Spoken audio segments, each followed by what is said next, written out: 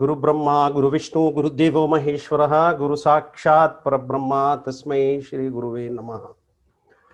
So first of all ಈ ಒಂದು ಶುಭ ಸಂಜೆಯಲ್ಲಿ ನಿಮ್ಗೆಲ್ಲರಿಗೂ ನಾನು ನಮಸ್ಕಾರಗಳನ್ನು ಹೇಳ್ತೇನೆ. ಹಾಗೆ ವಿಲ್ ಆಸ್ಕ್ ಯು ಸಾರಿ, ತುಂಬ ಜನ ಮೆಸೇಜಸ್ ಮಾಡ್ತಾ ಇದ್ರು, ನಾನು ಪಾಠಗಳನ್ನು ರೆಗ್ಯುಲರ್ ಆಗಿ ತಗೊಳ್ಳಿಕ್ಕೆ ಆಗ್ತಿರ್ಲಿಲ್ಲ. ಹೊಸ ಎರಡು ಕಾನ್ಸೆಪ್ಟ್ಸನ್ನು ತಗೊಂಡು ಮುಂದಕ್ಕೆ ಖಂಡಿತವಾಗ್ಲೂ ನಿಮ್ಮ ಜೊತೆಗೆ ನಿರಂತರವಾದಂಥ ಒಂದು ಸಂಪರ್ಕದಲ್ಲಿ ಇರ್ತೀನಿ. ಜ್ಯೋತಿಷ ಭಗವಂತನ ಸೇವೆ ಮತ್ತು ಮಾನವೀಯತೆಯ ಸೇವೆ, ಅಷ್ಟು ಬಿಟ್ಟರೆ ಇನ್ನೇನು ಇಲ್ಲ. ನನಗಾಗಲಿ ನಿಮಗಾಗಲಿ ಯಾರೇ ಆಗ್ಬೋದು, ಜ್ಯೋತಿಷನ ನೀವೆಲ್ಲರೂ ಕಲಿತಾ ಇದ್ದೀರಾ, ಅಭ್ಯಾಸ ಮಾಡ್ತಾ ಇದ್ದೀರಾ. ಅಟ್ಲೀಸ್ಟ್ ನಿಮಗೆ ದ್ವಾದಶ ಭಾವಗಳ ಬಗ್ಗೆ ನಿಮಗೆ ಗೊತ್ತು, 9 ಗ್ರಹಗಳ ಬಗ್ಗೆ ಗೊತ್ತು ಅಂದರೆ ನೀವು ಪುಣ್ಯವಂತರು ಅಂತಲೇ ಲೆಕ್ಕ. ಯಾಕಂದರೆ ನಾನು ಭಾಳ ಬಾರಿ ಹೇಳ್ತಾ ಇರ್ತೀನಿ, ಜ್ಯೋತಿಷವನ್ನು ಕಲೀಲಿಕ್ಕಾಗೋದಿಲ್ಲ, ಜ್ಯೋತಿಷ ಒಲಿಬೇಕು ಅಂಥೇಳಿ. ನಾನು ಭಾಳಷ್ಟು ಕಡೆ ನೋಡಿದ್ದೇನೆ, ಭಾಳಷ್ಟು ತಾತ ಒಳ್ಳೆ ಅಸ್ಟ್ರಾಲಜರು, ಅಪ್ಪ ಒಳ್ಳೆ ಅಸ್ಟ್ರಾಲಜರು, ಮಕ್ಕಳೇ ಕಲ್ತಿರೋದಿಲ್ಲ, ಬರಲ್ಲ, ಅದು ಮನೇಲಿ ಎಷ್ಟೋ ಜನಕ್ಕೆ ಬರಲ್ಲ. ಈವನ್ ಅವರು ಪ್ರತಿಯೊಂದನ್ನು ಕೇಳ್ತಾ ಇದ್ರು ಎಷ್ಟೋ ಜನದ ತಲೆಯಲ್ಲಿ ರಿಜಿಸ್ಟರ್ ಆಗೋದಿಲ್ಲ. ಹಾಗೆ ಇದೊಂದು ಸಂಸ್ಕಾರ. ಕಾರಣ ಏನಂದರೆ, ಜ್ಯೋತಿಷ ಅನ್ನೋದ್ರಲ್ಲೇನೆ ಜ್ಯೋತಿ ಇದೆ, ಬೆಳಕಿದೆ. ಆ ಬೆಳಕು ಯಾರ ತಲೆಯಲ್ಲಿ ಬರುತ್ತೆ ಅವ್ರಿಗೆ ಮಾತ್ರ ಜ್ಯೋತಿಷವನ್ನು ಅವರು ಪ್ರೀತಿಸ್ಲಿಕ್ಕಾಗತ್ತೆ. ಆಗ ಮಾತ್ರ ಜ್ಯೋತಿಷ ಅವ್ರಿಗೆ ಒಲಿಯುತ್ತೆ. ಇವತ್ತಿನ ಕಾನ್ಸೆಪ್ಟು ನಾನು ತಗೊಂಡಿರುವಂಥದ್ದು ಕಾಲ ಹಾಗೂ Mahakala. So 3 peoples are waiting ರೂಮಲ್ಲಿದ್ದಾರೆ. ಯಾರು 3 ಪರ್ಸನ್ಸ್?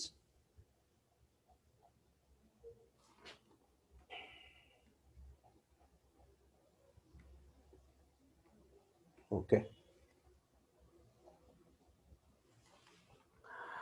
ಇವತ್ತಿನ ದಿವಸ ಕಾಲ ಹಾಗೂ ಮಹಾಕಾಲ ಎರಡು, ಇದಕ್ಕೂ ಮತ್ತು ಜ್ಯೋತಿಷಕ್ಕೂ ಏನು ಸಂಬಂಧ ಅನ್ನೋವಂಥ ಕೆಲವು ವಿಚಾರಗಳನ್ನು, ತುಂಬ ಇಂಟ್ರೆಸ್ಟಿಂಗ್ ಆಗಿದೆ. ಈ ವಿಚಾರಗಳನ್ನು ಇವತ್ತು ನಾನು ನಿಮ್ಮ ಜೊತೆಗೆ ಹಂಚ್ಕೊಳ್ತಾ ಇದ್ದೀನಿ. ಶನಿದೇವರ ಶ್ಲೋಕವನ್ನು ಹೇಳಬೇಕಾದ್ರೆ ಕೊನೆಯಲ್ಲಿ ಕಾಳ ಅಂತ ಒಂದು ಪದ ಬರುತ್ತೆ. ಈ ಕಾಲ ಅಂದರೆ ಏನು, ಹಾಗೆ ಈ ಮಹಾಕಾಲ ಅಂದರೆ ಏನು, ಎರಡಕ್ಕೂ ಇರುವಂಥ ಒಂದು ವ್ಯತ್ಯಾಸ ಏನಿದೆ. Because there are 2 words are there. One is ಕಾಲ, ಅನದರ್ ಒನ್ ಈಸ್ ಮಹಾಕಾಳ. ಕಾಲ ಅಂದರೆ ನಿಮ್ಗೆಲ್ಲರಿಗೂ ಸ್ಪಷ್ಟವಾಗಿ ಹೇಳಬೇಕು ಅಥವಾ ಸರಿಯಾಗಿ ಹೇಳಬೇಕು ಅಂತಂದರೆ, ಕಾಲ ಅಂದರೆ ಟೈಮಿಂಗ್ ಅಂತ ಅರ್ಥ. ನಾವೆಲ್ಲರೂ ತಿಳ್ಕೊಂಡಿರೋದು ಕಾಲ ಅಂದರೆ ಟೈಮಿಂಗ್ ಅಂತ. ಅದು ನಿಜಾನೇ, ಕಾಲ ಅಂದರೆ ಟೈಮಿಂಗ್ ಅಂತಲೇ. ಆದರೆ ಆ ಕಾಲದ ಪರಿಭಾವನೆಗಳೇನಿದೆ, ಅದರ ಎಸ್ಟಾಬ್ಲಿಷ್ಮೆಂಟ್ಗಳೇನಿದೆ, ಅದಕ್ಕೆ ಇರ್ತಕ್ಕಂಥ ಹಲವಾರು ಬೇರೆ ಬೇರೆ ಅರ್ಥಗಳೇನು, ಅದ್ರ ಕಡೆಗೆ ನಾವು ಗಮನ ಹಾಯಿಸಿದ್ರೆ ನಮಗೆ ಬಹಳಷ್ಟು ಆಶ್ಚರ್ಯಗಳು ಉಂಟಾಗುತ್ತೆ. ಯಾಕಂದರೆ ನಮ್ಮ ದೇಶದಲ್ಲಿ ನಾಟ್ಯಶಾಸ್ತ್ರ ಇತ್ತು, ಜ್ಯೋತಿಷ್ಯ ಶಾಸ್ತ್ರ ಇತ್ತು, ಸಂಸ್ಕೃತ ಇತ್ತು, ಸಂಗೀತ ಶಾಸ್ತ್ರ ಇತ್ತು, ಆಯುರ್ವೇದ ಶಾಸ್ತ್ರ ಇತ್ತು, ಹಲವಾರು ರೀತಿಯ ಶಾಸ್ತ್ರಗಳು ಇತ್ತು. ಇದನ್ನೆಲ್ಲರೂ ಬಹಳಷ್ಟು ಜನ ಋಷಿಮುನಿಗಳು ಬರೆದ್ರು. ನಿಮಗೆ ವೇದಗಳು ಪುರಾಣಗಳು ಗೊತ್ತಿರ್ಬೋದು ನಿಮಗೆ.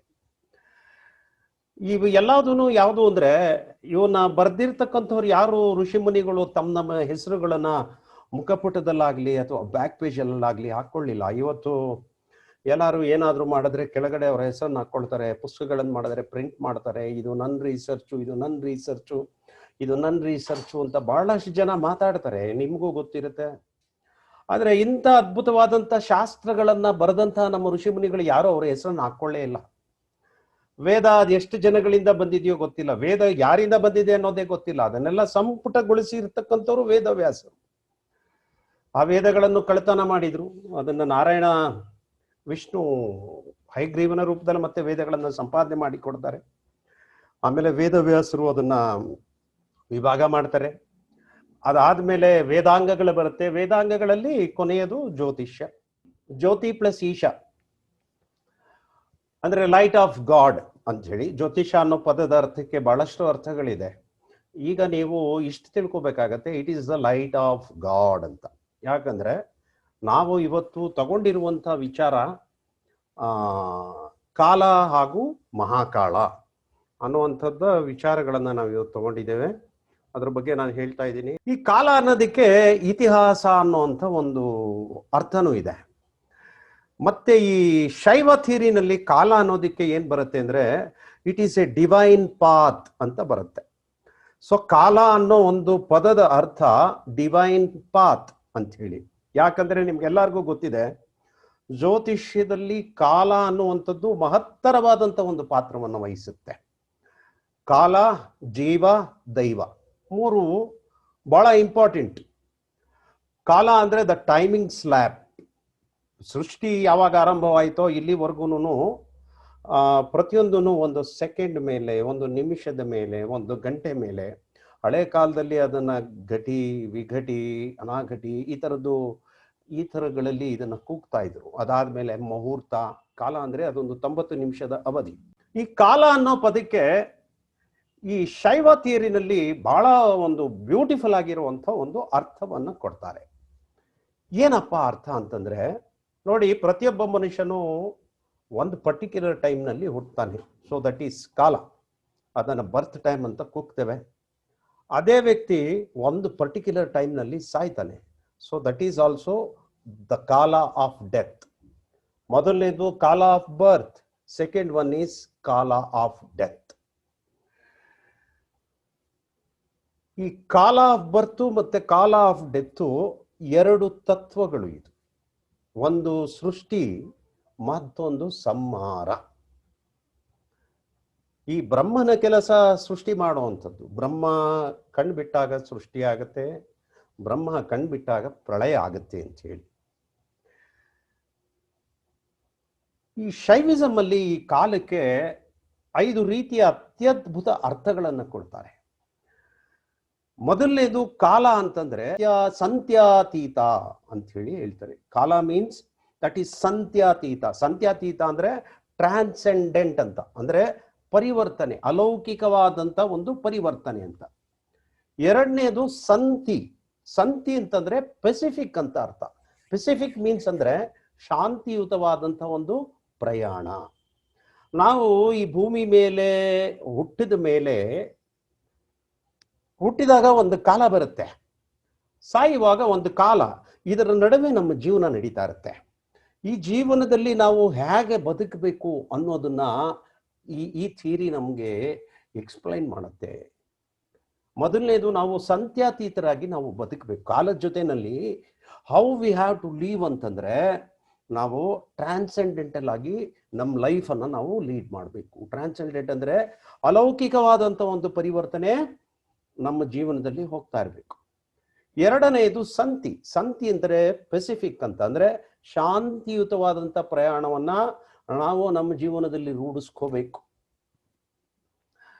ಗಲಾಟೆ, ಜಗಳ, ಮನಸ್ತಾಪಗಳು, ಹಿಂಸೆಗಳು ಇವನ್ನ ನಾವು ಮಾಡ್ಕೋಬಾರ್ದು ಜೀವನದಲ್ಲಿ.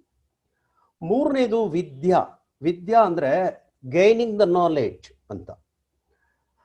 ನೋಡಿ, ನಾವು ಮನುಷ್ಯರಾಗಿ ಹುಟ್ಟಿದೀವಿ, ನಾವು ಮಾತಾಡ್ತೇವೆ, ಥಿಂಕ್ ಮಾಡ್ತೇವೆ, ಯೋಚನೆ ಮಾಡ್ತೇವೆ, ಬೇರೆಯವ್ರಿಗೆ ಅಡ್ವೈಸ್ ಕೊಡ್ತೇವೆ, ಬೇರೆಯವರಿಂದ ನಾವು ಅಡ್ವೈಸ್ ತಗೊಳ್ತೇವೆ, ಊಟ ಮಾಡ್ತೇವೆ, ನಮ್ಮದೇ ಆದಂಥ ಒಂದು ಮನೆಯನ್ನು ರೂಢಿಸ್ಕೊಳ್ತೇವೆ, ನಮ್ಮದೇ ಆದಂಥ ಜೀವನವನ್ನು ರೂಢಿಸ್ಕೊಳ್ತೇವೆ. ಆದರೆ ಪ್ರಾಣಿಗಳಿಗೆ ಆ ಥರ ಇಲ್ಲ. ಅವು ನೈಸರ್ಗಿಕವಾದಂಥ ಒಂದು ಕಟ್ಲೆ ಒಳಗಡೆ ಬದುಕಬೇಕು.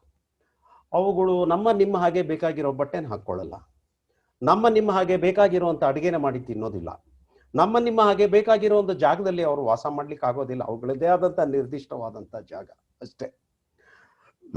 ಅಲ್ಲಿ struggle for existence, survival for the fittest, ಅದು ಪ್ರಾಣಿಗಳ ಜೀವನದಲ್ಲಿ ನಡೆಯುತ್ತೆ. ಆದರೆ ಮನುಷ್ಯ ಹಾಗಲ್ಲ. ಮನುಷ್ಯನಿಗೆ ರಕ್ಷಣಾತ್ಮಕವಾದಂಥ ಪ್ರಕ್ರಿಯೆಗಳು, ಹಾಗೆ ಡಿಸ್ಟ್ರಕ್ಷನ್ ಆಗಿರುವಂಥ ಸಾಕಷ್ಟು ಪ್ರಕ್ರಿಯೆಗಳು ಸಹ ಇರುತ್ತೆ. ಇದು ಭಗವಂತ ಮನುಷ್ಯನಿಗೆ ಕೊಟ್ಟಿರುವಂಥ ವರ. ಇಂಥ ಒಂದು ಜೀವನದಲ್ಲಿ ಇಷ್ಟನ್ನೆಲ್ಲ ಯಾಕೆ ಕೊಟ್ಟಿದ್ದಾನೆ ಅಂದ್ರೆ ಟು ಅಟೈನ್ ನಾಲೆಡ್ಜ್. ನಾವು ವಿಚಾರಗಳನ್ನು ತಿಳ್ಕೊಳ್ಳಿ, ವಿದ್ಯೆನ ಕಲೀಲಿ ಅಂತ ಹೇಳಿ ಅಂತ. ಮೂರನೇದು ಪ್ರತಿಷ್ಠಾ ಅಂತ. ಇಲ್ಲಿ ಪ್ರತಿಷ್ಠೆ ಅಂದ್ರೆ ಸೆಲ್ಫ್ ಅಂತ ಅಲ್ಲ, ಇಲ್ಲಿ ಪ್ರತಿಷ್ಠೆ ಅಂತಂದ್ರೆ ಎಸ್ಟಾಬ್ಲಿಷ್ಮೆಂಟ್ ಅಂತ. ಎಸ್ಟಾಬ್ಲಿಷ್ಮೆಂಟ್, ಎವಲ್ಯೂಷನ್ ಅಂಡ್ ಎಸ್ಟಾಬ್ಲಿಷ್ಮೆಂಟ್ ಅಂತ. ನೀವು ವಿದ್ಯೆನ ಕಲ್ತ ಮೇಲೆ ಅದು ನಿಂತ ನೀರು ಆಗ್ಬಾರ್ದು, ಅದು ಹರಿಯೋ ನೀರಾಗಬೇಕು, ಸಾಗರದಷ್ಟು ವಿಶಾಲ ಆಗ್ಬೇಕದು.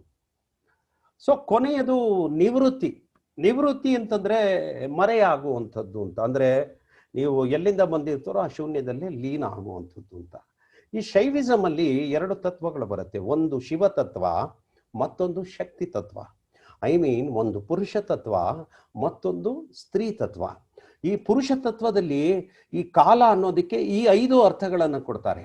ಮೊದಲನೇದು ಸಂತ್ಯಾತೀತ, ಎರಡನೆಯದು ಸಂತಿ, ಮೂರನೆಯದು ವಿದ್ಯಾ, ನಾಲ್ಕನೆಯದು ಪ್ರತಿಷ್ಠಾ, 5ನೇದು ನಿವೃತ್ತಿ.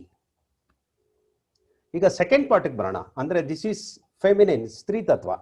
ಪ್ರಪಂಚದಲ್ಲಿ 2 ಆಪೋಸಿಟ್ ಆಗಿರುವ ತತ್ವಗಳಿದೆ. ನಾನು ಆಸ್ಟ್ರಾಲಜಿ ವಿತ್ ಅಭೀಂದ್ರದಲ್ಲಿ ಪರಾಶರರ ಪಾಠಗಳನ್ನು ಮಾಡ್ತಾ ಇರಬೇಕಾದ್ರೆ ನಿಮಗೆ ಇದ್ರ ಬಗ್ಗೆ ಎಕ್ಸ್ಪ್ಲೈನ್ ಮಾಡಿದ್ದೀನಿ. ಪ್ರಕೃತಿ ಮತ್ತು ಪುರುಷ ಮೊದಲು ಸೃಷ್ಟಿಯಾಗುತ್ತೆ, ಅದಾದ್ಮೇಲಿಂದ ಅಂತಃಕರಣ ಆಗ್ಬೋದು, ಜ್ಞಾನೇಂದ್ರಿಯಗಳು, ಕರ್ಮೇಂದ್ರಿಯಗಳಾಗ್ಬೋದು, ಬುದ್ಧಿ ಆಗ್ಬೋದು, ಇಂಟೆಲಿಜೆನ್ಸಿ ಆಗ್ಬೋದು, ಕಾನ್ಷಿಯಸ್ನೆಸ್ ಆಗ್ಬೋದು, ಮನಸ್ಸು ಆಗ್ಬೋದು, ಅಹಂಕಾರ ಆಗ್ಬೋದು, ಇವುಗಳೆಲ್ಲದೂ ಒಂದು ಮಗುನಲ್ಲಿ ಸೇರ್ಕೊಳ್ಳುತ್ತೆ ಅಂಥೇಳಿ. ಸೊ ಇದು ಸ್ತ್ರೀ ಹಾಗೂ ಪುರುಷ ತತ್ವವನ್ನ ಶೈವಿಸಮ್ ಅಲ್ಲಿ ಏನು ಹೇಳ್ತಾ ಇದ್ದಾರೆ, ಅದಕ್ಕೂ ಕಾಲಕ್ಕೂ ಏನು ಸಂಬಂಧ ಇದೆ ಅಂತ ಹೇಳಿ. ಇದು ಶಿವನಿಗೆ ಸಂಬಂಧಪಟ್ಟಂಥ ಕಾಲ. ಶಕ್ತಿಗೆ, ಕಾಲಕ್ಕೆ ಮತ್ತೆ 5 ಡೆಫಿನೇಷನ್ಸ್ ಇದೆ. ಮೊದಲನೇದು ಪರಾಶಕ್ತಿ ಅಂತ. ಪರಾಶಕ್ತಿ ಅಂದ್ರೆ there are 2 ways. One is ಅಪರ, ಸೆಕೆಂಡ್ ಒನ್ ಈಸ್ ಪರ ಅಂತ. ಪರ ಅಂತಂದ್ರೆ ಇಟ್ ಲೀಡ್ಸ್ ಟು ಮೋಕ್ಷ. ಅಪರ ಅಂತಂದ್ರೆ ಈ ಭೂಮಿನಲ್ಲಿ ನೀವು ಚೆನ್ನಾಗಿ ಬದುಕಬೇಕಂತಂದ್ರೆ ಯಾವ್ಯಾವ ವಿದ್ಯೆಗಳನ್ನ ಕಲಿಬಹುದು, ದೇ ಆರ್ ಆಲ್ ಕಾಲ್ಡ್ ಅಪರ ವಿದ್ಯೆಸ್. ಭೂಮಿನಲ್ಲಿ ನಿಮ್ಮ ಲೈಫನ್ನ ಶಾಂತಿಯುತವಾಗಿ ಮಾಡ್ಕೋಬೇಕು, ನಿಮ್ಗೇನೋ ಪ್ರಾಬ್ಲಮ್ ಇದೆ ನೀವು ಪರಿಹಾರ ಮಾಡ್ಕೋಬೇಕು, ಅದಕ್ಕೆ ಆ ವಿದ್ಯೆ ಕಲಿಬೇಕು, ಈ ವಿದ್ಯೆ ಕಲಿಬೇಕು, ಈ ಥರದ್ದು 100 ವಿದ್ಯೆಗಳಿರುತ್ತಲ್ಲ, ಈವನ್ ಇವೆಲ್ಲದನ್ನು ನಾವು ಅಪರ ವಿದ್ಯೆಗಳು ಅಂತ ಹೇಳ್ತೀವಿ. ಪರಾವಿದ್ಯಾ ಅಂತಂದ್ರೆ ಗೋಯಿಂಗ್ ಟುವರ್ಡ್ಸ್ ದ ಮೋಕ್ಷ, ಗೋಯಿಂಗ್ ಟುವರ್ಡ್ಸ್ ದ ಗಾಡ್. ಇದು ಮೊದಲನೇದು ಪರಾಶಕ್ತಿ ಅಂತ. ಎರಡನೆಯದು ಆದಿಶಕ್ತಿ. ಆದಿಶಕ್ತಿ ಅಂತ ಅರ್ಥ ಏನಂದ್ರೆ, ಆದಿ ಅಂದ್ರೆ ಮೊದಲೇ ಇರುವಂಥದ್ದು, ಶಕ್ತಿ ಅಂದ್ರೆ ಎನರ್ಜಿ. ಈ ಭೂಮಿನಲ್ಲಿ ನಾವೆಲ್ಲರೂ ಹುಟ್ಟಬೇಕಂದ್ರೆ ನಮಗೊಂದಷ್ಟು ಎನರ್ಜಿ ಇರುತ್ತೆ. ನಾನು ನಿಮಗೆ ಪ್ರಾಕ್ಟಿಕಲ್ ಅಪ್ಲಿಕೇಶನ್ ಆಫ್ ಅಸ್ಟ್ರಾಲಜಿ ಪಾಠ ಮಾಡಿದಾಗ ತಿಥಿ ಅಂದ್ರೆ ಎನರ್ಜಿ ಅಂತ ನಾನು ನಿಮಗೆ ಎಕ್ಸ್ಪ್ಲೈನ್ ಮಾಡಿದ್ದೆ. ಆ ತಿಥಿ ಅನ್ನೋ ಎನರ್ಜಿ ಹೇಗೆ ಬರುತ್ತೆ ಅಂದ್ರೆ ಶಿವ ಮತ್ತು ಶಕ್ತಿ ಇಬ್ಬರ ಸಂಯೋಗದಿಂದ ನಮಗೆ ಆ ಎನರ್ಜಿ ಸಿಗುತ್ತೆ. ಇಲ್ಲಿ ಕಾಲ ಅನ್ನೋದಕ್ಕೆ ಈ ತರವಾದಂತ ಒಂದು ಅತ್ಯದ್ಭುತವಾದಂತ ಒಂದು ಎಕ್ಸ್ಪ್ಲೈನೇಷನ್ಸ್ ಅನ್ನ ನಮ್ಮಲ್ಲಿ ಕೊಡ್ತಾ ಇದ್ದಾರೆ. ಅಂದ್ರೆ ಮೊದಲೇ ಇರುವಂತ ಶಕ್ತಿ ಇದು ಅಂತೇಳಿ. ಮೂರನೆಯದು ಇಚ್ಛಾಶಕ್ತಿ. This is very very important. ಇಚ್ಛಾಶಕ್ತಿ ಅಂತಂದ್ರೆ ದ ಇಂಟೆನ್ಷನಲ್ ಎನರ್ಜಿ. ನಿಮ್ಮೊಳಗಡೆ ಯಾವ ಇಂಟೆನ್ಷನ್ ಇರುತ್ತೆ, ನೀವು ಲೈಫನ್ನ ಹೇಗೆ ರೂಢಿಸ್ಕೋಬೇಕು, ಆ ಇಚ್ಛೆ ನಿಮ್ಮಲ್ಲಿ ಬಲವಾಗಿದ್ರೆ ಆ ಇಚ್ಛೆಯಿಂದ ನೀವು ನೆಕ್ಸ್ಟು ಕ್ರಿಯಾಶಕ್ತಿಗೆ ಹೋಗ್ಬೇಕಾಗಿ ಬರುತ್ತೆ. ಸೊ ಇಚ್ಛಾಶಕ್ತಿ ಅಂತಂದ್ರೆ it is nothing but greater ಸಂಕಲ್ಪ ಶಕ್ತಿ. ನಾನು ಇದನ್ನ ಅಚೀವ್ಮೆಂಟ್ ಮಾಡಬೇಕು, ಹೀಗೆ ನಾನು ಬದುಕಬೇಕು, ಇದೆಲ್ಲದೂ ಕಾಲದೊಳಗಡೆ ಇರುತ್ತೆ. ಕಾಲ ಅಂದ್ರೆ ಇದೆ, ಕಾಲ ಅನ್ನೋದಕ್ಕೆ ಇವೆಲ್ಲದೂ ಮೀನಿಂಗ್. ನಾಲ್ಕನೇದು ಜ್ಞಾನಶಕ್ತಿ. ಜ್ಞಾನಶಕ್ತಿ ಅಂದ್ರೆ ವಿಸ್ಡಮ್. ಇದು ಹೈಯರ್ ವರ್ಷನ್ ಆಫ್ ಇಚ್ಛಾಶಕ್ತಿ. ಇಂಟೆಲಿಜೆನ್ಸಿಗಿನ್ನ ಹೈಯರ್ ವರ್ಷನ್ ಅಲ್ಲಿ ಇರುವಂಥದ್ದು ಜ್ಞಾನಶಕ್ತಿ. ಕೊನೆಯದು ಕ್ರಿಯಾಶಕ್ತಿ. ಕ್ರಿಯಾಶಕ್ತಿ ಅಂದ್ರೆ ಆಕ್ಟಿವ್ನೆಸ್. ಸಿ, ಒಂದು ಟೈಮಲ್ಲಿ ಕಾಲ ಅನ್ನೋ ಒಂದು ಪದಕ್ಕೆ ಎಂತ ಅತ್ಯದ್ಭುತವಾದಂಥ ಒಂದು ಅರ್ಥವನ್ನು ಕೊಡ್ತಾರೆ ಅಂದ್ರೆ, ಈ ಕಾಲದೊಳಗಡೆ ನಾವು ಕ್ರಿಯಾಶೀಲರಾಗಿ ಬದುಕಬೇಕು, ಜ್ಞಾನಶೀಲರಾಗಿ ಬದುಕಬೇಕು, ನಮ್ಮಲ್ಲಿ ಇಚ್ಛಾಶಕ್ತಿ ಚೆನ್ನಾಗಿರ್ಬೇಕು, ಮೊದಲಿನಿಂದ ಇರುವಂತಹ ಎನರ್ಜಿ ಜೊತೆಗೆ ನಮ್ಮ ಎನರ್ಜಿನ ನಾವು ಬೆರೆಸ್ಕೋಬೇಕು, ಅಷ್ಟಲ್ಲದೆ ನಾವು ಎಸ್ಟಾಬ್ಲಿಷ್ಮೆಂಟ್ ಆಗಬೇಕು, ಅಷ್ಟಲ್ಲದೆ ನಾವು ವಿದ್ಯೆನ ಗೇನ್ ಮಾಡ್ಕೋಬೇಕು. ಇದೆಲ್ಲ ಆದ್ಮೇಲೆ ನಾವು ಆ ಟ್ರಾನ್ಸೆಂಡೆಂಟಲ್ ಅಲ್ಲಿ ನಾವು ಮರೆಯಾಗಿ ಹೋಗ್ಬೇಕು ಅಂತೇಳಿ. ಸೊ ದಿಸ್ ಈಸ್, ಇದನ್ನ ನಾವು ಕಾಲ ಅಂತ ಹೇಳ್ತೀವಿ. ಆಯುರ್ವೇದದಲ್ಲಿ ಈ ಕಾಲ ಅನ್ನೋದಕ್ಕೆ ಮತ್ತೊಂದು ಅತ್ಯದ್ಭುತವಾದಂಥ ಒಂದು ಅರ್ಥವನ್ನ ಕೊಟ್ಟಿದ್ದಾರೆ. ಅದೇನಂದ್ರೆ it is a membrane between dhatu and asahya ಅಂತ ಹೇಳಿ. ನಮ್ಮ ಶರೀರದಲ್ಲಿ ಧಾತು ಮತ್ತು ಅಸಹ್ಯಗಳ ಮಧ್ಯೆ ಇರುವಂತಹ ಒಂದು ಮೆಂಬ್ರೇನ್ ಅಂತ. ಈ ಜ್ಯೋತಿಷದಲ್ಲಿ ಕಾಲ ಅನ್ನೋದಕ್ಕೆ ಏನ್ ಅರ್ಥಗಳನ್ನ ಕೊಡ್ತಾರೆ? ಈಗ ನಾನು ಇಷ್ಟೊತ್ತು ನಿಮಗೆ ಶಿವ ಮತ್ತು ಶಕ್ತಿಯರ ಒಂದು ಅರ್ಥಗಳನ್ನ ನಾನು ನಿಮ್ಗೆ ವಿವರಣೆಯನ್ನು ಕೊಟ್ಟೆ. ಜ್ಯೋತಿಷ್ಯದಲ್ಲಿ ಕಾಲ ಅನ್ನೋದಕ್ಕೆ ಸಮಯ. ಯಾವುದರ ಸಮಯ? ಸೂರ್ಯನ ಸ್ಥಿತಿಯ ಮೇಲೆ ಭೂಮಿನಲ್ಲಿ ಏನ್, ಭೂಮಿಗೂ ಮತ್ತು ಸೂರ್ಯನಿಗೂ ಏನು ಸಂಬಂಧ ಇದೆ, ಅದರಿಂದ ಏನ್ ಬರುತ್ತೆ ಅದನ್ನ ನಾವು ಕಾಲ ಅಂತ ಜ್ಯೋತಿಷ್ಯದಲ್ಲಿ ನಾವು ಮಾತಾಡೋದು. ಸೊ ಕಾಲ ಅನ್ನೋದಕ್ಕೆ ಜ್ಯೋತಿಷ್ಯದಲ್ಲಿ 90 ಮಿನಿಟ್ಸ್ ಆಫ್ ಟೈಮ್ ಅಂತ ನಾವು ಅದನ್ನ ಹೇಳ್ತೇವೆ. ಸೊ ಈ ಮುಹೂರ್ತಗಳಿಗೆ ಬಂದಾಗ ನಾವು ಈ ಮುಹೂರ್ತನ ನೀವು ಒಂದು ಮುಹೂರ್ತದ ಕಾಲವನ್ನ 16 ಭಾಗವನ್ನ ಮಾಡಿದ್ರೆ ಯು ವಿಲ್ ಗೆಟ್ 1 ಕಾಲ ಅಥವಾ ಇದನ್ನ ಕಲಾ ಅಂತ ಹೇಳ್ತೇವೆ. ನಾಟ್ಯಶಾಸ್ತ್ರದಲ್ಲಿ ಕಾಲ ಅನ್ನೋದಕ್ಕೆ ಏನ್ ಅರ್ಥ ಇದೆ ಅಂತಂದ್ರೆ unit of time measurement for a beat ಅಂತ. ಯಾವುದೋ ಒಂದು ನಿರ್ದಿಷ್ಟವಾದಂಥ ಒಂದು ತಾಳಕ್ಕೆ ಅಲ್ಲೊಂದು ಟೈಮ್ ಮೆಜರ್ಮೆಂಟ್ ಇರುತ್ತಲ್ಲ, ಅದನ್ನ ನಾಟ್ಯಶಾಸ್ತ್ರದಲ್ಲಿ ಅದಕ್ಕೆ ನಾವು ಕಾಲ ಅಂತ ಕೂಗ್ತೇವೆ. ಸೊ ದಿಸ್ ಈಸ್ ಅಬೌಟ್ ಕಾಲ. ಕಾಲಕ್ಕೆ ಇಷ್ಟೆಲ್ಲ ಎಕ್ಸ್ಪ್ಲನೇಷನ್ ಇದೆ. ಈ ಕಾಲವನ್ನ ಉಪಯೋಗಿಸ್ಕೊಂಡು ನಮ್ಮ ಹಿರಿಯರು ಏನ್ ಮಾಡಿದ್ರು ಅಂತಂದ್ರೆ, ನಾನು ನಿಮ್ಗೆ ಹಳೆ ಕ್ಲಾಸ್ನಲ್ಲಿ ಎಕ್ಸ್ಪ್ಲೈನ್ ಮಾಡಿದ್ದೀನಿ. ತ್ರುಟಿ ಅಂದ್ರೆ ಏನು, ಕಾಷ್ಟ ಅಂತಂದ್ರೆ ಏನು, ಕಲಾ ಅಂತಂದ್ರೆ ಏನು, ಮುಹೂರ್ತ ಅಂತಂದ್ರೆ ಏನು, ಈ ಸಮಯಗಳನ್ನೆಲ್ಲ 1 ಸೆಕೆಂಡಿನ 394 ಭಾಗಗಳಿಂದ ಆ ಸಮಯವನ್ನು ನಾನು ನಿಮ್ಗೆ ಎಕ್ಸ್ಪ್ಲೈನ್ ಮಾಡ್ಕೊಂಡು ಬಂದಿದ್ದೇನೆ. ಈ ಕಾಲವನ್ನ ನಮ್ಮ ಹಿರಿಯರು 5 ರೀತಿಯ ವಿವಿಧ ವರ್ಷಗಳಲ್ಲಿ ಡಿವೈಡ್ ಮಾಡ್ತಾರೆ. 5 ರೀತಿಯ ವಿವಿಧ ವರ್ಷಗಳಲ್ಲಿ ಕಾಲವನ್ನ ಡಿವೈಡ್ ಮಾಡ್ತಾರೆ. ಯಾವ್ದಪ್ಪ ಮೊದಲನೇದು ಅಂದ್ರೆ ಚಾಂದ್ರ ವರ್ಷ ಕಾಲ. ಚಂದ್ರ ವರ್ಷ ಕಾಲ ಅಂದ್ರೆ ಚಂದ್ರ ವಚಕ್ರದಲ್ಲಿ ಏನ್ ತಿರುಗುತ್ತಾನಲ್ಲ ನಿಮ್ಗೆ, ಅದು ಎಷ್ಟು ದಿವಸ ಬರುತ್ತೆ? 354 ದಿವಸದಿಂದ 355 ದಿವಸಗಳು ಬರುತ್ತೆ. ಅದು ಒಂದು ಅಧಿಕ ಮಾಸ ತಗೊಂಡಾಗ 30 ದಿವಸ ಎಕ್ಸ್ಟ್ರಾ. ಅಧಿಕ ಮಾಸ ಬಂದಾಗ 384 ದಿವಸ ಬರುತ್ತೆ.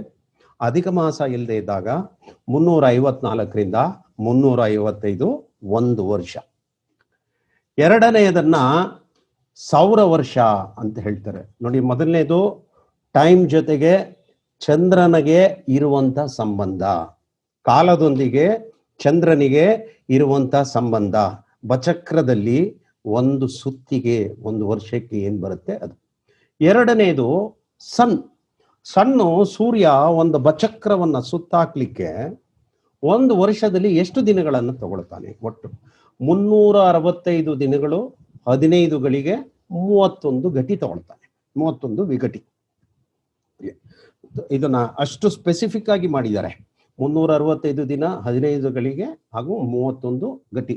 ಇದನ್ನ ಸೌರ ವರ್ಷ ಅಂತ ಕೂಗ್ತಾರೆ. ಮೂರನೆಯದು ಸಾವನ ವರ್ಷ ಅಂತ. ಈಗ ಪ್ರತಿಯೊಬ್ಬರಿಗೂ ನಿಮಗೆ ಗೊತ್ತಿದೆ, ಬೆಳಗ್ಗೆ ಎದ್ದ ತಕ್ಷಣ ನಾವೇನ್ ನೋಡ್ತೀವಿ? ಸೂರ್ಯೋದಯವನ್ನ ನೋಡ್ತೇವೆ. ಸೊ ಅವಾಗ ನಾವೇನ್ ಮಾಡ್ತೀವಿ? ಬೆಳಿಗ್ಗೆ ಎದ್ದು ಸೂರ್ಯನಿಗೆ ನಮಸ್ಕಾರಗಳನ್ನು ಮಾಡ್ತೇವೆ, ಸಂಧ್ಯಾ ವಂದನೆಯನ್ನು ಮಾಡ್ತಾರೆ. ಕೆಲವರು ಬೆಳಿಗ್ಗೆ ಹೊತ್ತು ಮಂತ್ರ ಜಪಗಳನ್ನು ಮಾಡ್ತಾರೆ. ಯಾಕಂದ್ರೆ Surya is the source of energy. ಇವತ್ತು ಬೆಳಿಗ್ಗೆ ಸೂರ್ಯೋದಯ ಆಗಿ ನಾಳೆ ಬೆಳಗ್ಗೆ ಏನ್ ಸೂರ್ಯೋದಯ ಆಗುತ್ತೆ, ಇದನ್ನ ನಾವು ಸಾವನ ದಿನ ಅಂತ ಹೇಳ್ತೀವಿ. ಸೊ ಈ ಥರದ್ದು 360 ದಿನಗಳಾದ್ರೆ ಅದನ್ನ ಒಂದು ಸಾವನ ವರ್ಷ ಅಂತ ಕೂಗ್ತಾರೆ. ಸೊ ನಾಲ್ಕನೆಯದು ನಕ್ಷತ್ರ ವರ್ಷ ಅಂತ ಹೇಳಿ. ನಿಮ್ಗೆಲ್ಲರಿಗೂ ಗೊತ್ತಿದೆ, ಬಚಕ್ರದಲ್ಲಿ ಒಟ್ಟು 27 ನಕ್ಷತ್ರಗಳನ್ನ ಡಿವೈಡ್ ಮಾಡಿದ್ದಾರೆ. ಯಾತಕ್ಕೋಸ್ಕರ ಬಚಕ್ರದಲ್ಲಿ 27 ನಕ್ಷತ್ರಗಳನ್ನು ತಗೊಂಡಿದ್ದಾರೆ? ಆಕಾಶದಲ್ಲಿ ನೀವು ತಲೆ ಎತ್ತಿ ನೋಡಿದ್ರೆ ಸಹಸ್ರಾರು ನಕ್ಷತ್ರಗಳು ಕಾಣಿಸುತ್ತೆ. But why they took only 27 ನಕ್ಷತ್ರಾಸ್?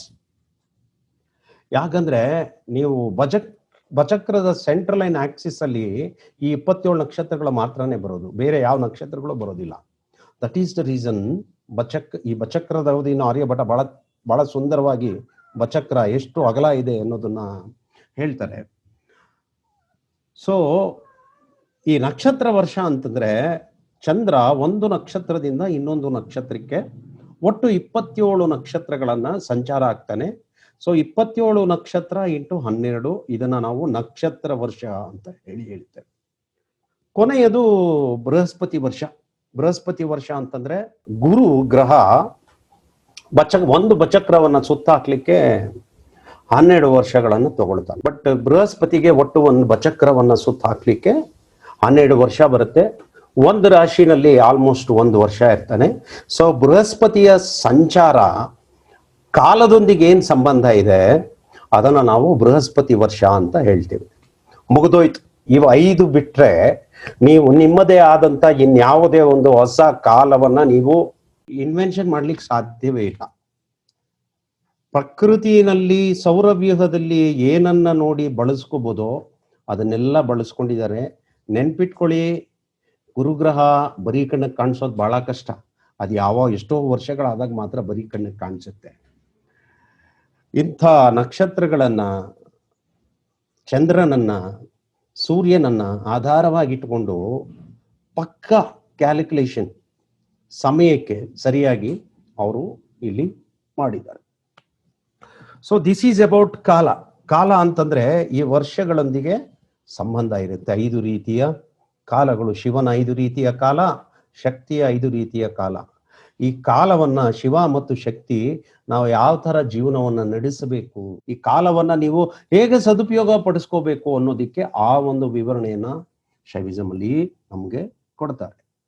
ನಾನು ನಿಮ್ಗೆ ಅವಾಗಲೇ ಹೇಳ್ತಾ ಇದ್ದೆ, ಕಾಲ, ಜೀವ ಹಾಗೂ ದೈವ ಅಂತ ಹೇಳಿ. ಕಾಲ ಅಂದ್ರೆ ದಿಸ್ ಈಸ್ ದ ಟೈಮಿಂಗ್ಸ್. ಜೀವ ಅಂತಂದ್ರೆ ಜೀವಕಾರಕನಾದಂತಹ ಗುರು ಈ ಶರೀರದಲ್ಲಿ ಒಂದು ಪ್ರಾಣ ಸ್ಪಂದನೆಯನ್ನ ಮಾಡ್ತಾನೆ. ಸೊ ಆ ಪ್ರಾಣ ಸ್ಪಂದನೆಯನ್ನ ಮಾಡಿದ ಮೇಲೆ ನಮ್ಮದು ಅವಧಿ ಮುಗಿಯುತ್ತೆ. ಅವಧಿ ಮುಗಿದ ಮೇಲೆ ನಾವು ದೈವಕ್ಕೆ ಹೋಗ್ತೀವಾ, ದೈವಕ್ಕೆ ಹೋಗೋದಿಲ್ವಾ? ನಾವು ದೈವಕ್ಕೆ ಹೋಗಿ ಸೇರ್ಕೊಂಡ್ಬಿಟ್ರೆ ನಾವು ಮತ್ತೆ ಇಲ್ಲಿಗೆ ಬರೋ ಹಾಗಿಲ್ಲ. ಇದನ್ನೇ ಕಾಲ, ಜೀವ, ದೈವ ಅಂತೇಳಿ. ಇದು ಕಾನ್ಸೆಪ್ಟ್, ಜ್ಯೋತಿಷ್ಯದ ಬಚಕ್ರದ ಕಾನ್ಸೆಪ್ಟ್ ಇದು. ಅದಕ್ಕೆ 2ನೇ ಒಂದು ಪದವನ್ನ ಜ್ಯೋತಿಷ್ ಶಾಸ್ತ್ರದಲ್ಲಿ ತಗೊಳ್ತಾರೆ, ದಟ್ ಈಸ್ ಕಾಲ್ಡ್ ಮಹಾಕಾಲ. ಏನು ಮಹಾಕಾಲ ಅಂದ್ರೆ? ಶಿವನಿಗೆ ನಾವು ಮಹಾಕಾಲ ಸ್ವರೂಪಿ ಅಂತಲೂ ಹೆಸರು ಹೇಳ್ತೇವೆ. ವಿಷ್ಣು ಪುರಾಣದಲ್ಲಿ ಈ ಒಂದು ಅವತಾರಗಳನ್ನ ವಿಷ್ಣುನೇ ತಗೊಳ್ತಾನೆ ಅಂತ ಹೇಳ್ತಾರೆ. ಶೈವ ಪುರಾಣದಲ್ಲಿ ಈ ಅವತಾರಗಳನ್ನ ಶಿವ ತಗೊಳ್ತಾನೆ ಅಂತ ಹೇಳ್ತಾರೆ. ಬ್ರಹ್ಮ ಪುರಾಣದಲ್ಲಿ ಈ ರೀತಿಯ ಅವತಾರಗಳನ್ನ ಬ್ರಹ್ಮ ತಗೊಳ್ತಾನೆ ಅಂತ. ನೀವು ಗಣೇಶ ಪುರಾಣಕ್ಕೆ ಹೋದ್ರೆ ಅಲ್ಲಿ Ganesha, they are nothing but the qualities of life ಅಷ್ಟೇ. ಗಣೇಶ, ಶಿವ ಇವರೆಲ್ಲದು ಏನಂದ್ರೆ ನಾವು ಪ್ರಪಂಚದಲ್ಲಿ ಏರ್ಬೇಕಾಗಿರುವಂಥ ಒಂದು ಕ್ವಾಲಿಟೇಟಿವ್ ಲೈಫ್ ಅನ್ನ ನಮ್ಗೆ ತೋರಿಸ್ತಾರೆ. ಇವರು they are the cosmic energy. ಅವರು ಮನುಷ್ಯನ ಶಕ್ತಿಯನ್ನ ಮೇಲ್ಪಟ್ಟಿರುವಂತಕ್ಕಂಥ ಒಂದು ಶಕ್ತಿ. ಮಹಾಕಾಲ ಅಂದ್ರೆ it is the time of Brahma, it is the time of fate, it is the time of ಬಚಕ್ರ. In other words, it is the time of timeless, invisible. ಇದು invisible, it is not there but it is there. Mahakala ಅಂದ್ರೆ it is the time of your ಕರ್ಮ.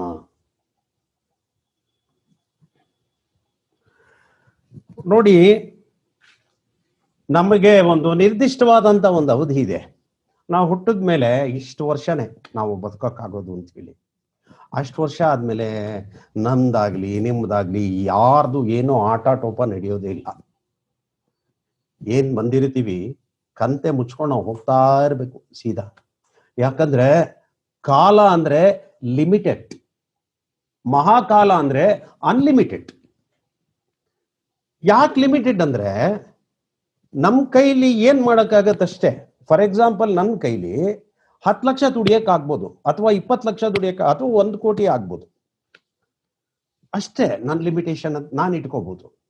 ಬೇರೆಯವರು 8 ಕೋಟಿ ದುಡಿಬಹುದು, ಇನ್ನೊಬ್ರು 10 ಕೋಟಿ ದುಡಿಬಹುದು, ಕೆಲವರು 1000 ಕೋಟಿನ ಮಾಡ್ಬೋದು, ಇನ್ನು ಕೆಲವರು ಬರೇ 1000ದಲ್ಲಿ ಬದುಕ್ಬೋದು.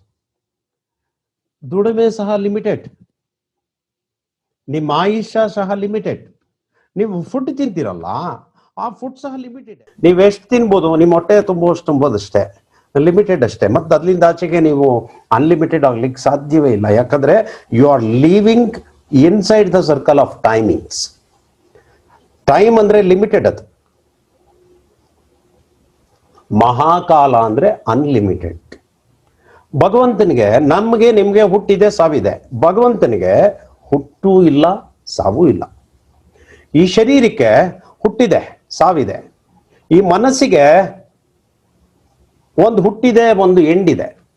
ಆದ್ರೆ ಈ ಆತ್ಮ ಇದೆಯಲ್ಲ, ಇದಕ್ಕೆ ಹುಟ್ಟು ಇಲ್ಲ, ಸಾವು ಇಲ್ಲ.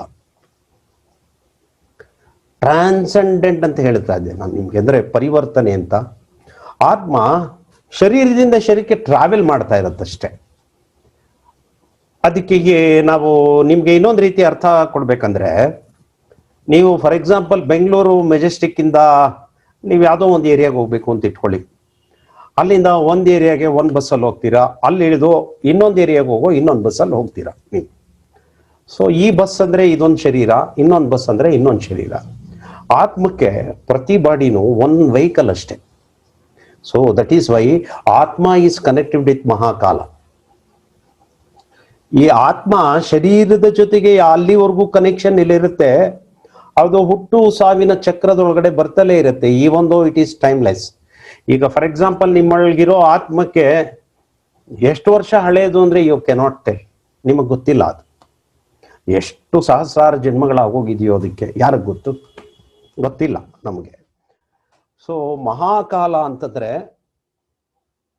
ಯಾವುದನ್ನ ನೀವು ಅಳಿಯಕ್ಕಾಗೋದಿಲ್ವೋ ಅದು. ಸ್ಪೇಸ್, ಫಾರ್ ಎಕ್ಸಾಂಪಲ್ ಸ್ಪೇಸ್ ತಗೊಳ್ಳಿ. ಸ್ಪೇಸ್ ಅಂದ್ರೆ ನಿರ್ವಾತ ಪ್ರದೇಶ. ಆ ಇಡೀ ಸ್ಪೇಸ್ ಅಲ್ಲಿ ಇಡೀ ಸೌರವ್ಯೂಹ ನಿಂತಿದೆ. ಈ ತರದ್ ಒಂದು ಸೌರವ್ಯೂಹ ಅಲ್ಲ, ಬಹಳಷ್ಟು ಸೌರವ್ಯೂಹಗಳು ಆ ಖಾಲಿ ಸ್ಪೇಸ್ ಅಲ್ಲಿ ನಿಂತಿದೆ. ಭೂಮಿಗೆ ಏನು ಸಪೋರ್ಟ್ ಇಲ್ಲ ರೀ, ಅದು ಬರೀ ಖಾಲಿ ಪ್ಲೇಸ್ ಅಲ್ಲಿ ನಿಂತಿರೋದು. ಅಯ್ಯೋ ಅದೆಲ್ಲರೂ ಕೆಳಗಡೆ ಬಿದ್ದೋಗಲ್ವಾ, ಹಾಳಾಗಲ್ವಾ ನಾವು ಕೇಳ್ಬೋದು, but it is still there, ಹಾಗೇ ಇದೆ. ಸೂರ್ಯನನ್ನು ಈ ಭೂಮಿಯನ್ನು ಹಿಡ್ಕೊಂಡಿರುವಂಥವನು ಸೂರ್ಯ. ಆ ಸೂರ್ಯನನ್ನು ಇನ್ಯಾರು ಹಿಡ್ದಿದ್ದಾರೆ? ಅವಾಗ್ಲೇನೆ ಮಹಾಕಾಲ ಅನ್ನುವಂಥ ಒಂದು ಪದಕ್ಕೆ ಅರ್ಥ ಬರುತ್ತೆ. ಆ ಒಂದು ಕಾಸ್ಮಿಕ್ ಎನರ್ಜಿಯನ್ನ, ಆ ಒಂದು ಶಕ್ತಿಯನ್ನ ನಮ್ಮ ಭಾರತೀಯ ಶಾಸ್ತ್ರಜ್ಞರಲ್ಲಿ ಅದಕ್ಕೆ ಒಂದು ದೇವರು ಅನ್ನುವಂಥ ಒಂದು ಹೆಸರನ್ನ ಇಟ್ಟು. ಮಹಾಕಾಲ ಅಂದ್ರೆ ಕಾಲನಿಗಿಂತ ಮಹತ್ತರವಾಗಿರ್ತಕ್ಕಂಥವನು ಅಂತ. ಈ ಕಾರಣಕ್ಕೋಸ್ಕರನೇ ಜ್ಯೋತಿಷ್ಯ ಶಾಸ್ತ್ರದಲ್ಲಿ ಮುಹೂರ್ತ ಅನ್ನುವಂಥದ್ದು ಬಹಳನೇ ಇಂಪಾರ್ಟೆಂಟ್ ಆಗತ್ತೆ. ಯಾಕಂದ್ರೆ ನೀವು ಯಾವುದೇ ಕೆಲಸವನ್ನ ಮಾಡಬೇಕಾದ್ರೆ ನಾವು ಮುಹೂರ್ತಗಳನ್ನ ನೋಡ್ತೇವೆ. ಮುಹೂರ್ತ ಅನ್ನೋದಕ್ಕೆ ಮೀನಿಂಗ್ ಏನಂದ್ರೆ ಮಹಾ ಅರ್ಥ ಅಂತ. ಯಾವುದರಲ್ಲಿ ಮಹಾ ಅರ್ಥ ಇರುತ್ತೋ ಅದನ್ನ ಮುಹೂರ್ತ ಅಂತ ಹೇಳುವಂಥದ್ದು. ಮುಹೂರ್ತ ಅಂದ್ರೆ ಏನು? Once again it is A timing. ಒಂದು ಪರ್ಟಿಕ್ಯುಲರ್ ಡೇಟ್ ಇರುತ್ತೆ, ಒಂದು ಪರ್ಟಿಕ್ಯುಲರ್ ಮಂತ್ ಇರುತ್ತೆ, ಒಂದು ಪರ್ಟಿಕ್ಯುಲರ್ ಇಯರ್ ಇರುತ್ತೆ, ಅದರೊಳಗಡೆ ಒಂದು ಪರ್ಟಿಕ್ಯುಲರ್ ಟೈಮ್ ಇರುತ್ತೆ. ಆ ಪರ್ಟಿಕ್ಯುಲರ್ ಟೈಮ್ ಒಳಗಡೆಗೆ ಒಂದು ಮುಹೂರ್ತವನ್ನ ಫಿಕ್ಸ್ ಮಾಡಿರ್ತಾರೆ. ಅದರೊಳಗಡೆ ಒಂದು ಮಹಾ ಅರ್ಥ ಇರುತ್ತೆ. ಅದು ಎಂಥ ಮಹಾ ಅರ್ಥ ಇರುತ್ತೆ ಅಂದ್ರೆ ನಿಮ್ಮ ಹುಟ್ಟು ಮತ್ತು ಸಾವಿನ ಜೀವನದ ಜೊತೆಗೆ ಅದು ಸಂಬಂಧವನ್ನ ತಗೊಂಡಿರುತ್ತೆ. ಈ ಕಾರಣಕ್ಕೋಸ್ಕರನೇ ನಮ್ಮ ಭಾರತೀಯ ಜ್ಯೋತಿಷ್ಯದಲ್ಲಿ 16 ರೀತಿಯ ಸಂಸ್ಕಾರಗಳನ್ನ ಮಾಡಿದ್ದಾರೆ. ಹುಟ್ಟಾಗ್ಬೋದು, ಮದುವೆ ಆಗ್ಬೋದು, ನಾಮಕರಣ ಆಗ್ಬೋದು, ನಿಷ್ಕ್ರಮಣ ಆಗ್ಬೋದು, ಪುಂಸವನ ಆಗ್ಬೋದು, ಚೌಲಕರ್ಮ ಆಗಬಹುದು, ಅದಾದ್ಮೇಲೆ ಕನ್ಯಾದಾನ ಆಗ್ಬೋದು, ಇದಾದ್ಮೇಲೆ ಫಸ್ಟ್ ನೈಟ್ ಅಂತ ಏನು ಹೇಳ್ತೀವಿ ಅದಾಗ್ಬೋದು. ಅವುಗಳಿಗೆಲ್ಲ ಒಂದು ಮಹಾ ಅರ್ಥ ಇರುವಂತ ಒಂದು ಪರ್ಟಿಕ್ಯುಲರ್ ಟೈಮಿಂಗ್ಸ್ ಅನ್ನ ಫಿಕ್ಸ್ ಮಾಡ್ತಾರೆ. ಯಾಕೆ ಮಾಡ್ತಾರೆ ಅಂದ್ರೆ ಅದರಿಂದ ಹುಟ್ಟುವಂತ ನೆಕ್ಸ್ಟ್ ಮಗು ಒಳ್ಳೆ ಕಾಲದೊಂದಿಗೆ ಅದು ಕನೆಕ್ಷನ್ ಪಡ್ಕೊಳ್ಳಿ ಅಂತ. ಅದು ಮಹಾಕಾಲದ ಜೊತೆಗೆ ಕನೆಕ್ಷನ್ ಅನ್ನ ಪಡ್ಕೊಂಡ್ರೆ ಕಾಲದೊಳಗಡೆ it will go towards Mahakala. ಈ ಕಾರಣಕ್ಕೋಸ್ಕರನೇ ಬಚಕ್ರದಲ್ಲಿ 12ನೇ ಮನೆಯನ್ನ ನಾವು ಮೋಕ್ಷದ ಮನೆ ಅಂತ ಕೂಗ್ತೇವೆ, 2ನೇ ಮನೆಯನ್ನ ವಿದ್ಯೆಯ ಮನೆ ಅಂತ ಕೂಗ್ತೇವೆ, 2ನೇ ಮನೆಗೆ 12ನೇ ಮನೆ ಲಾಭದ ಮನೆ ಆಗತ್ತೆ, 11ನೇ ಮನೆ ಆಗತ್ತೆ. ಅಂದ್ರೆ ನಿಮ್ಮ ವಿದ್ಯೆ ಮೋಕ್ಷಕ್ಕೆ ದಾರಿ ಆಗ್ಬೇಕು ಅನ್ನುವಂಥ ಒಂದು ಪರಿಕಲ್ಪನೆ ಬಚಕ್ರದಲ್ಲಿ. ನೀವು ಬಚಕ್ರವನ್ನ ಕಂಪ್ಲೀಟ್ ಒಂದು ರೌಂಡ್ ನೀವು ತಗೊಂಬಿಡಿ. ಲಗ್ನ ಬಂದು ನೀವು ಹುಟ್ಟುವಂಥದ್ದು. ಲಗ್ನದಲ್ಲಿ ರವಿ, ಆತ್ಮಕಾರಕನಾದಂಥ ರವಿ ಭಾವಕಾರಕತ್ವವನ್ನು ಪಡ್ಕೊಳ್ತಾನೆ. ಯಾಕಂದ್ರೆ ಒಂದು ಶರೀರದೊಳಗಡೆ ಆತ್ಮ ಬಂದಿದೆ. ಅಷ್ಟಮ ಸ್ಥಾನ ಮರಣವನ್ನು ತೋರಿಸುತ್ತೆ. ಅಷ್ಟಮ ಸ್ಥಾನದಲ್ಲಿ ಚಂದ್ರ ನೀಚನಾಗ್ತಾನೆ. ಚಂದ್ರ ಯಾಕೆ ಬಚಕ್ರದಲ್ಲಿ ನೀಚನಾಗ್ತಾನೆ? ಪರಾಶರರು ಬಹಳ ಅತ್ಯದ್ಭುತವಾದಂಥ ಒಂದು ಉದಾಹರಣೆಯನ್ನ ಕೊಡ್ತಾರೆ. ಒಬ್ಬ ಮನುಷ್ಯನ ಶರೀರವನ್ನು ಒಂದು ದೀಪಕ್ಕೆ ಹೋಲಿಸ್ತಾರೆ ಪರಾಶರರು. ಬತ್ತಿ, ಎಣ್ಣೆ ಹಾಗೂ ಉರಿತಾ ಇರುವಂಥ ಜ್ವಾಲೆ. ಉರಿತಾ ಇರುವಂಥ ಜ್ವಾಲೆಯನ್ನ ಸಣ್ಣ ಆತ್ಮಕಾರಕ ರವಿಗೆ ಹೋಲಿಸ್ತಾರೆ, ಬತ್ತಿಯನ್ನ ಈ ಒಂದು ಶರೀರಕ್ಕೆ ಹೋಲಿಸ್ತಾರೆ, ತೈಲ ಚಂದ್ರನಿಗೆ ಹೋಲಿಸ್ತಾರೆ. ತೈಲ ಎಷ್ಟಿರುತ್ತೋ ಅಷ್ಟು ಆಯಸ್ಸು ನಮಗೆ. ಅಷ್ಟಮ ಸ್ಥಾನದಲ್ಲಿ ನಿಮ್ಮ ಜೀವನದ ತೈಲ ಖಾಲಿ ಆಗೋಯ್ತು ಅಂತ ಅರ್ಥ. ಪ್ರಪಂಚದಲ್ಲಿ ಉರ್ದು ಅಂದ್ರೆ ಬೆಂಕಿ ಉರಿಯುತ್ತೆ. ಉರಿಯೋದ್ರಲ್ಲಿ 2 ತರ ಉರಿಯೋದಿದೆ. ಬೆಂಕಿ ಜ್ಯೋತಿ ಉರಿಯೋದು ಬೇರೆ, ಬೆಂಕಿ ಉರಿಯೋದು ಬೇರೆ. ಕೆಲವರು ಜೀವನದಲ್ಲಿ ಅವರೇ ಉರಿದೋಗ್ಬಿಡ್ತಾರೆ. ಕಷ್ಟ, ಕಾರ್ಪಣ್ಯ, ನೋವು, ನಲಿವು, ಸುಖ, ದುಃಖ, ಮನೆ, ಸಂಸಾರ, ಆ ವೇದನೆ, ಈ ವೇದನೆ, ಸಾಲ, ಸೋಲ, ರೋಗ, ರುಜಿನ, ಹಲವಾರು ಅರಿಷಡ್ ವರ್ಗಗಳು ಈ ಒಂದು ಬೆಂಕಿಯ ಬೇಗೆಯಲ್ಲಿ ಅವರೇ ಉರಿದೋಗ್ಬಿಡ್ತಾರೆ. ಆ ಥರ ಉರಿಯಲ್ಲ, ಆ ಉರಿಯಲ್ಲ. ದೀಪದ ಬೆಳಕು ಬೇರೆಯವರಿಗೆ ಬೆಳಕನ್ನು ಕೊಡುತ್ತೆ. ನಾವು ಆ ರೀತಿ ಶಾಂತವಾಗಿ ಉರಿಬೇಕು ಅಂತ ಹೇಳಿ, ನಾವು ಬೆಳಕಾಗಿ ಉರಿಬೇಕೇ ಹೊರತು ನಮ್ಮ ಜೀವನ ಕಾಡ್ಗಿಚ್ಚಾಗಬಾರ್ದು ಅನ್ನೋಂಥ ಒಂದು ಅರ್ಥ. ಈ ಕಾರಣಕ್ಕೋಸ್ಕರ ಅಷ್ಟಮದಲ್ಲಿ ತೈಲಕ್ಕೆ ಕಾರಕನಾಗಿರುವಂಥ ಚಂದ್ರ ನೀಚನಾಗ್ಬಿಡ್ತಾನೆ. ಅಷ್ಟಮ ಆಗೋದ್ಮೇಲೆ ನೆಕ್ಸ್ಟ್ ಬರುವಂಥದ್ದು ನವಮ. ನವಮದಲ್ಲಿ ಗುರು ಪುಣ್ಯಕ್ಕೆ ಕಾರಕ. ನೆಕ್ಸ್ಟ್ ಶನಿ ಬಂದು ಪಾಪಕ್ಕೆ ಕಾರಕ, 10ನೇ ಮನೆ. 11ನೇ ಮನೆ ಲಾಭ. ನಿಮ್ಗೆ ಪುಣ್ಯ ಲಾಭದಲ್ಲಿದೆಯೋ ಪಾಪ ಲಾಭದಲ್ಲಿದೆಯೋ ಅದನ್ನ ಅಲ್ಲಿ ಕ್ಯಾಲ್ಕುಲೇಷನ್ ಮಾಡ್ಕೋಬೇಕು. ಅದಾದ್ಮೇಲೆ ನಿಮ್ಗೆ ಮೋಕ್ಷ ಸಿಗುತ್ತಾ ಸಿಗಲ್ವಾ 12ನೇ ಮನೆ ನೋಡ್ಕೊಳುತ್ತೆ. ಯಾಕಂದ್ರೆ 11ನೇ ಮನೆನ ನಾವು ಲಾಭ ಅಂತ ನಾವು ಹೇಳ್ತೀವಿ. ಯಾವ್ದು ಲಾಭದಲ್ಲಿದೆ ನಿಮ್ಗೆ? ಪುಣ್ಯ ಲಾಭದಲ್ಲಿದೆಯಾ, ಪಾಪ ಲಾಭದಲ್ಲಿದೆಯಾ? ಪುಣ್ಯ ಲಾಭದಲ್ಲಿದ್ರು ನೀವು ಮತ್ತೆ ಜನ್ಮ ತೆಗಿಬೇಕು, ಪಾಪ ಲಾಭದಲ್ಲಿದ್ರು ಮತ್ತೆ ನೀವು ಜನ್ಮ ಎತ್ತಬೇಕು. ಪುಣ್ಯ ಅಥವಾ ಪಾಪ ಯಾವುದೇ ಲಾಭದಲ್ಲಿದ್ರು ಡೈರೆಕ್ಟ್ ಆಗಿ ನೀವು 1ನೇ ಮನೆಗೆ ಹೊರಟೋಗ್ತೀರಾ. ಪುಣ್ಯ ಪಾಪ ಯಾವುದು ಲಾಭದಲ್ಲಿಲ್ಲಪ್ಪ, ಲಾಭದ ಮನೆ 0 ಆಗೋಯ್ತು ಅಂತ ಇಟ್ಕೊಂಬಿಡಿ. ಪುಣ್ಯನೂ ಇಲ್ಲ ಪಾಪನೂ ಇಲ್ಲ ಅಂದಾಗ you will go to 12th house, ಮೋಕ್ಷ. ಅವಾಗ you will go and meet your Mahakala. ನೀವು ಮತ್ತೆ ಈ ಒಂದು ಸಂಸಾರ ಚಕ್ರಕ್ಕೆ ನೀವು ಬರೋದಿಲ್ಲ. ಇದು ಬಚಕ್ರದ ಕಾನ್ಸೆಪ್ಟ್. ಯಾಕೆ 12ನೇ ಮನೆಯನ್ನ ನಾವು ಮೋಕ್ಷ ಸ್ಥಾನ ಅಂತ ಕೂಗ್ತೇವೆ ಅಂತಂದ್ರೆ ಇದೇ ಕಾರಣಕ್ಕೋಸ್ಕರನೇ ಬಚಕ್ರವನ್ನ ಮಹಾಕಾಲ ಅಂತ ಚಂದ್ರಕಲಾ ನಾಡಿನಲ್ಲಿ ಕೂಗ್ತಾರೆ. ಬಚಕ್ರ ಈಸ್ ನಥಿಂಗ್ ಬಟ್ ಮಹಾಕಾಲ ಚಕ್ರ. ಬಚಕ್ರವನ್ನ ನಾವು ಕೂಗುದು. ಈ ಬಚಕ್ರದ ಒಳಗಡೆ ನಮ್ಮ ಜೀವನ ಇದೆಯಲ್ಲ, ದಿಸ್ ಈಸ್ ಕಾಲ. ಇದು ಟೈಮಿಂಗ್ಸ್ ಅಷ್ಟೇ, ಇದು ಕಾಲ. ನಾವು ಎಲ್ಲರೂ ಮಹಾಕಾಲದೊಳಗಡೆ ಈ ಕಾಲ ಇದೆ. ಮಹಾಕಾಲ ಅಂದ್ರೆ ಟೈಮ್ಲೆಸ್. ಟೈಮ್ಲೆಸ್ ರೀ. ಪ್ರಪಂಚ ಎಷ್ಟು ವರ್ಷಗಳಿಂದ ಇದೆಯೋ ಯಾರಿಗೆ ಗೊತ್ತು? ನಾನು ಹುಟ್ಟಿರೋದು 1971ನೇ ಇಸ್ವಿ, ಇನ್ನೊಬ್ರು 68, ಇನ್ನೊಬ್ರು 48, ಮತ್ತೊಬ್ರು ಈಗ ಮೊನ್ನೆ. ಎಷ್ಟು ಶತಮಾನಗಳಿಂದ ಇದೆಯೋ ಆ ಟೈಮ್ ಯಾರಿಗೆ ಗೊತ್ತಿದೆ? ಗೊತ್ತಿಲ್ಲ. That is Mahakala. It is endless, limitless. You can't count it.